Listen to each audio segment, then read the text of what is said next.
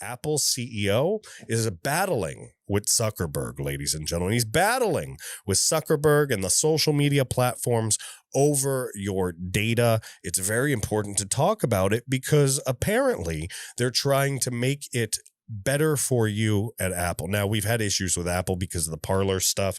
I'm hoping that'll get cleared out.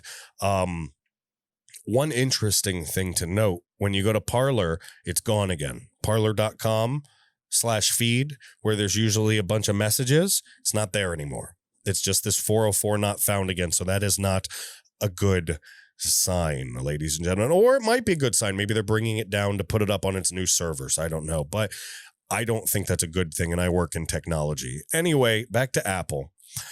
Apple is making it so they have to be transparent to you, the social media companies, about how they use and track your data, all right?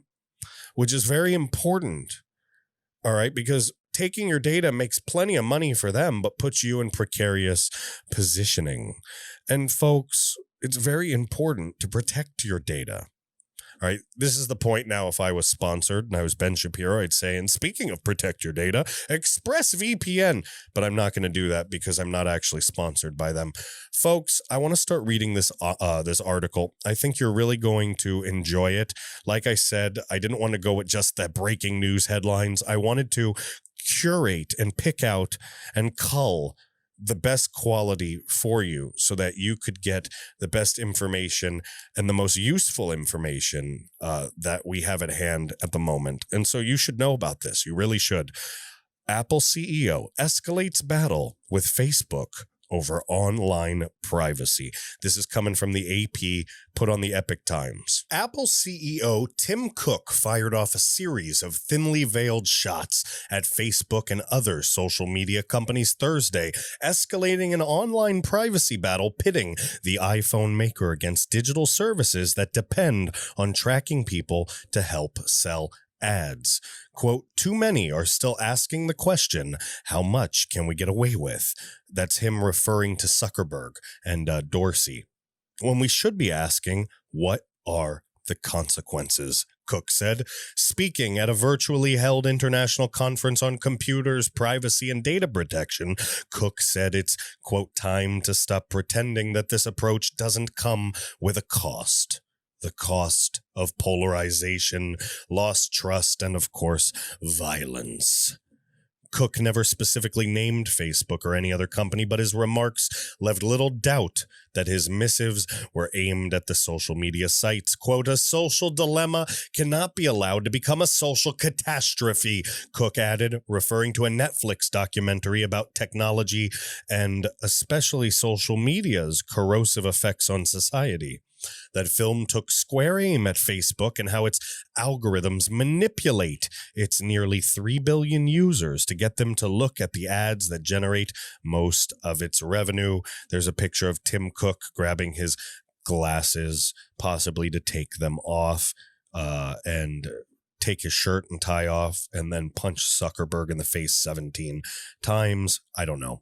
Just being creative there. Cook's broadside came as Apple prepares to roll out a new privacy control in the early spring to prevent iPhone apps from secretly shadowing people. This is a good thing, all right? Regardless of how we feel about Apple, this is a good thing. That puts the feature on course to come out more than a 6-month delay after this delay, aimed at placating Facebook and other digital services that depend on such data surveillance to help sell ads. So what this is going to mean is that you're going to have the chance to opt out of Facebook tracking you, and it's going to make them have a very difficult time selling advertisements after that. It's going to cut into the pocketbook of social media entities. Although Apple didn't provide a specific date, the general timetable disclosed Thursday means that the long-awaited safeguards known as app tracking transparency will be part of an iPhone software update likely to arrive in late March or some point in April. After delaying the planned September introduction of the safeguard amid a Facebook-led outcry, Apple had previously said it would come out as early as this year. Apple released the latest schedule update as part of Data Privacy Day. Apple's been, I didn't even know that. There's a data privacy day. Do we get cake on that day? Like, what do you do on data privacy day to celebrate it? Do you is that like when you go and print out a bunch of stuff from the internet and put it through the shredder? I don't know. How would you leave it in the comment section below or email me at JAMESLANE@AmericanReveille.com. Let me know how you celebrate Data Privacy Day. In your imaginary world, if you were to have a Data Privacy Day celebration, what would you do? I want to know this because I think it could be hilarious. If you send some really awesome ones, I'll read them on the air. All right. Sometime in the next video or two, I will read the best ones, the most creative ones, how you would celebrate Data Privacy Day. I will read that on the air. It'll be hilarious. Apple's been holding off to give Facebook and other app makers more time to adjust to a feature that will require iPhone users to give their explicit consent to being tracked. Analysts expect a significant number of users to deny that permission once it requires their assent, and I will be denying it. I will definitely be denying it. I'm sure thousands of you will as well. Currently, iPhone users are frequently trapped by apps they install unless they take the extra step of going into iPhone settings to prevent it. Technology does not need vast troves of personal data stitched together across dozens of websites and apps in order to succeed, Cook said. Advertising existed and thrived for decades without it, and I agree with him. All right? Zuckerberg doesn't. Dorsey doesn't. That garden gnome. These folks want your personal data, and believe you me, understand they track you well beyond their social media site from whatever website. You ever look at porn? Zuckerberg knows about it, all right? And when he offers you a special t-shirt or a pair of shoes or a new CD, I can't believe I said a new CD. It's 2021. Listen. When you get ads, all right, when you're thinking about something, when you're like, man, I want McDonald's, all right, and then you get an ad on your phone that says McDonald's 20 minutes later, don't think that Zuckerberg and those algorithms don't know that you went to a porn site once upon a time, all right, or did something crazy like that. These people track you across the internet, all right, and Apple's adding a feature that will allow you to say, F you, Zuckerberg, we're not going to let you track us. That's what they're pissing and moaning about, folks. As a supplement to Cook's remarks, Apple released an 11-page report to illustrate how much apps can learn about their users in daily life. Facebook stepped up its attacks on Apple's new privacy control last month in a series of full-page ads. This is like Game of Thrones crap again. When people say, oh, why didn't Donald Trump do more? Why couldn't he stay in office? Why didn't he deploy the military? Because at this level, at this billionaire level, these people have to conduct themselves within the weaving and wovings of this game that these people all play. Look at this. Zuckerberg didn't come out and say, Tim Cook, you suck, like one of us would do, one of us blue collar folks. We'd call somebody out. If somebody pisses you off, your buddy, your friend, your family member, some asshole on the street, you call them out. You say, hey, jack off, why'd you say that? This is bullshit, right? You'd say something like that. Remember, I warned you about cursing in the beginning of this episode. You would say that. These people don't do that. These people take full-page ads out for $1 million in the New York Times, the Wall Street Journal, and other national newspapers. You see where I'm coming from, folks? It's a different world, a different game, a different life that we don't know much about. That campaign suggested some free digital services will be hobbled if they can't compile personal information to customize ads. If we can't sell you a bunch of garbage and manipulate you into wasting your money on junk, how are we supposed to line our pockets with all your money while you submissively crack rocks with pickaxes for us? That's what Zuckerberg is saying. Plain and simple. On Wednesday, CEO Mark Zuckerberg questioned Apple. I was going to say Appleberg's. I totally was about to say Mark Zuckerberg questioned Appleberg's motive. We're going to have to do that. Make a sticker or a shirt. Hashtag Appleberg. Hashtag Appleberg. Apple's motives. All right, let's get into it for the changes. Saying the iPhone maker. I'm sorry. I'm thinking Appleberg, right? So now, and you know, I'm born to a Jewish family, so I'm not trying to be bad or xenophobic or anything. I'm just making a joke. But now I picture like the Apple icon from Apple, but with like a yarmulke, just because the last name's a Berg. It's kind of stereotypical. Maybe this will be a little offensive, not make too many people happy, but now my imagination is running wild on the Apple Berg. Hey, if you have artist capabilities, if you're a really good digital artist or you draw, sketch what you think an Appleberg would look like, whatever it may be in your imagination. Sketch that and send it to me. JAMESLANE at AmericanReveille.com. JAMESLANE at AmericanReveille.com. And I'll take the best 1, 2, or 3 and put them up on the website, ladies and gentlemen. The Appleberg, folks. The Appleberg 8. It's the new telephone experience. All right, folks. Anyway, let's keep going. He questioned Apple's motive, saying the iPhone maker has every incentive to use its own mobile platform to interfere with rivals to its own messaging app. Apple may say that they're doing this to help people, but the moves clearly track their competitive interests, Zuckerberg said. Google, which also relies on personal data to power the internet's biggest ad network, Google.com, hasn't joined Facebook in its criticisms of Apple's forthcoming controls on tracking. Google profits from being the default search engine on the iPhone, a prized position for which it pays Apple an estimated $9 to $12 billion annually. Imagine that rent payment, ladies and gentlemen. Holy crap. $9 to $12 billion to be on the iPhone. And you know, I don't think Google would want to screw that relationship up. But Zuckerberg, he doesn't care anymore. Him and Dorsey are off the wall, man.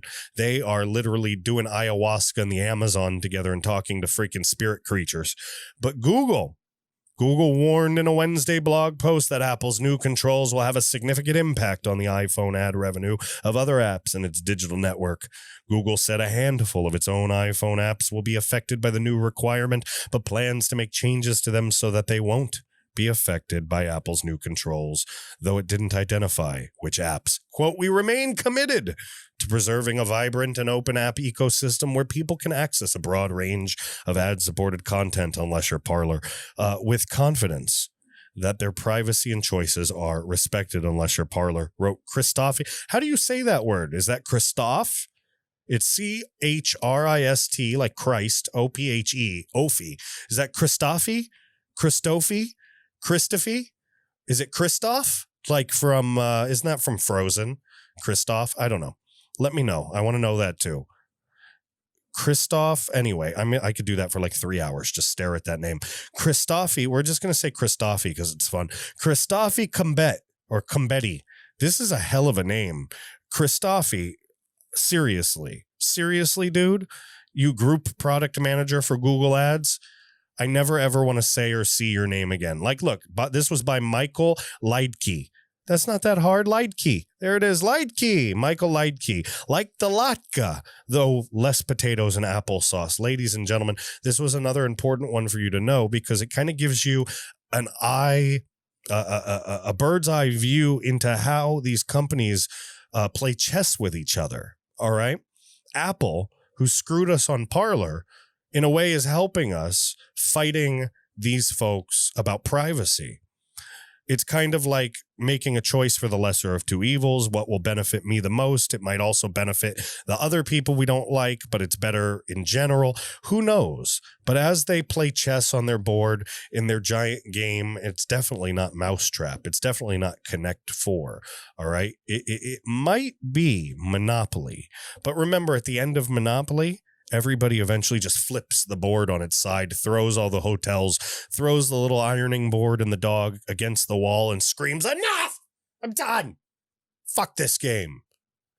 And unfortunately, I think the people are about tired of playing Monopoly with big tech.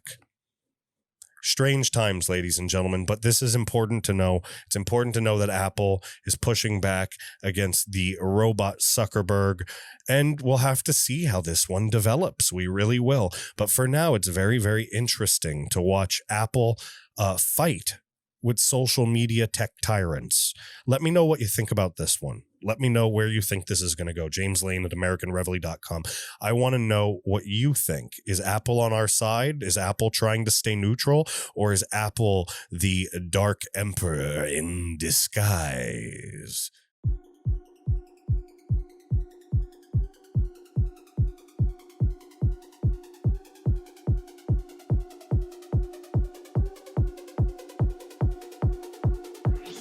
Ladies and gentlemen, James Lane here, and thank you for watching that clip. Folks, I appreciate you. I appreciate you so much that we're going to be going old school and finding ways to hit the street in a town or city near you. What do I mean by hit the street? I mean street team, folks. Old school 90s lanyards, pamphlets, stickers, and there's going to be a special surprise for all those who participate. Folks, if you want early in to what you're hearing, if you want to know more about what I'm talking about there, do me a favor, email me directly, JamesLane@AmericanReveille.com. That's James Lane at AmericanReveille.com. There's going to be a very, very special secret benefit to those who want to participate. Besides that, head to the website. You see it right there on the screen, www.AmericanReveille.com. That's www.AmericanReveille.com. You see that big green button? It says sign up. Hit that button, folks. Sign up for the American Reveille newsletter. Sign up for Project Underground Railroad. What this is going to do is, while Parler's down, while everything's a fritz, while people don't know what up is and what down is, what left is and what right is, I'm going to give you some daily updates, keep your mind in the right track, the right frame, keep you headed in the right direction, and update you on how we are organizing, working together, and building a coalition of like-minded individuals. Folks, big things are coming, and they are going to be magnificent, and I want you to be a part of them. So please, please, please keep informed. Sign up for the newsletter at www.AmericanReveille.com. If you're still with me, if you still want to help out, do me another great favor. Head over to Rumble, folks, www.rumble.com, and find me there, American Reveille.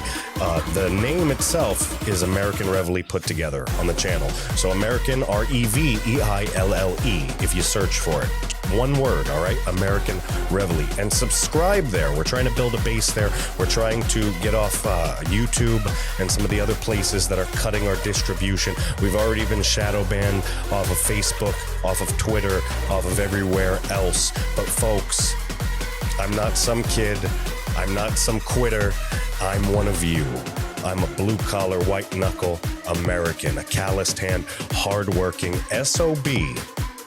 And they ain't going to kill me off of that easy, folks. So we're going to go old school, like I said, and we're going to have more news about that coming very, very soon. Again, thank you so much for watching that great clip, and make sure you tune in next time. Bye.